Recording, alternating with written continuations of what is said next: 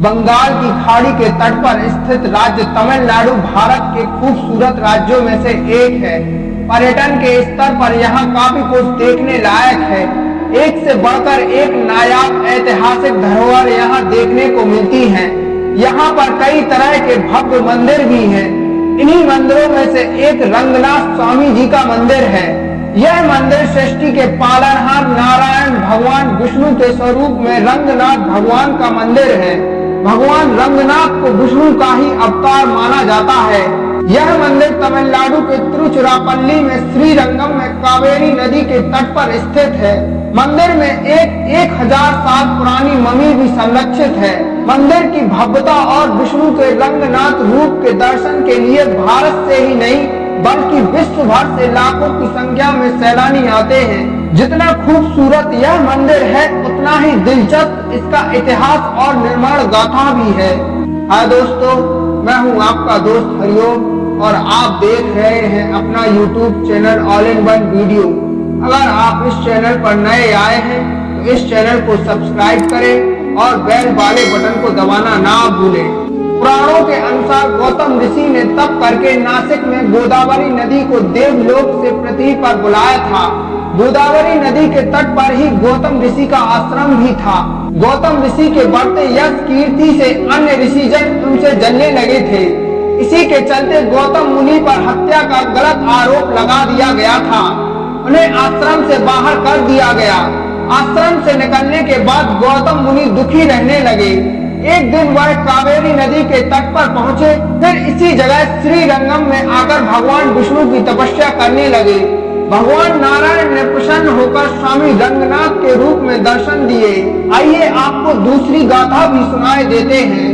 यह भी माना जाता है कि इस मंदिर में भगवान राम ने लंबे समय तक देवताओं की आराधना की थी। त्रेता युग में रावण को पराजित करने के बाद भगवान राम जब लंका से वापस लौट रहे थे तब यह स्थान उन्होंने विभीषण को सौंप दिया था। ऐसी मान्यता है कि यहाँ पर भगवान राम विभीषण के सामने अपने वास्तविक स्वरूप विष्णु के रूप में प्रकट हुए थे। यहाँ रंगनाथ के रूप में निवास करने की इच्छा प्रकट की थी।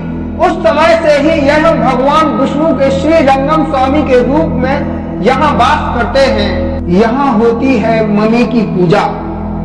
वैष्णव संस्कृति के दार्शनिक गुरु रामानुजाचार्य से भी इस मंदिर का गहरा और खास संबंध है।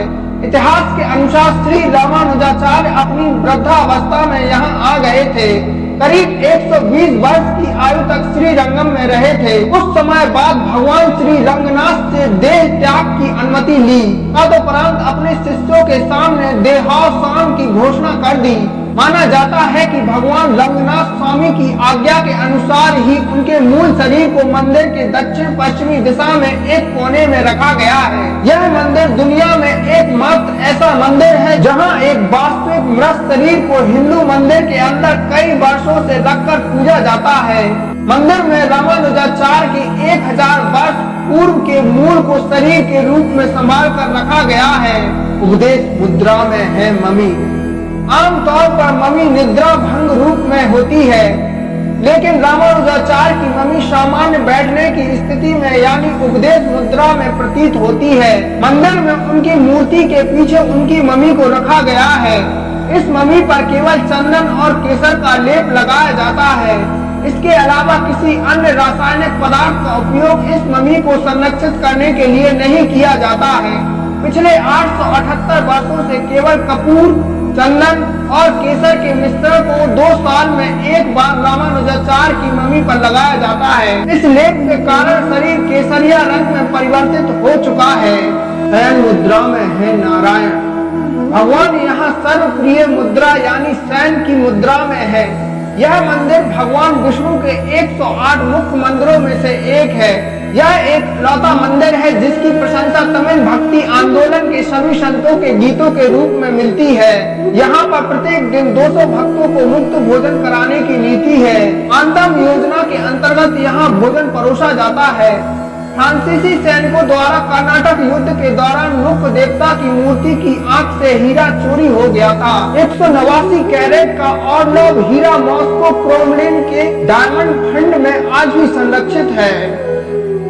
इस मंदिर की वास्तुकला यह मंदिर वास्तुकला की तमिल शैली में बनाया गया है। वैसे तो मंदिर ग्रेनाइट पत्थर से बनाया गया है, लेकिन मंदिर में मुख्य देवता की मूर्ति स्टुको से बनी हुई है। इसके अलावा यहाँ अन्य देवी देवताओं को भी समर्पित देवालय भी दिखते हैं। वास्तुकला के लिहाज से यहाँ तमिल शैली को ही बहुलता देखने को मिलती है। मंदिर का जिक्र संगम युग के तमिल साहित्य और शिल्पाधिकारम में भी मिलता है। यह मंदिर विशाल परिसर वाले मंदिरों में से एक है। 3 नवंबर 2017 को इस मंदिर को बड़े पैमाने पर पुनर्निर्माण के बाद संस्कृति विरासत संरक्षण हेतु यूनेस्को एशिया प्रशांत पुरस्कार मेरिट 2017 में भी शामिल किया गया था। हाय दोस्तों, आपको यह वीडियो कैसा लगा आप हमें कमेंट बॉक्स में जरूर बताएं और इस वीडियो को शेयर करना ना भूलें। धन्यवाद।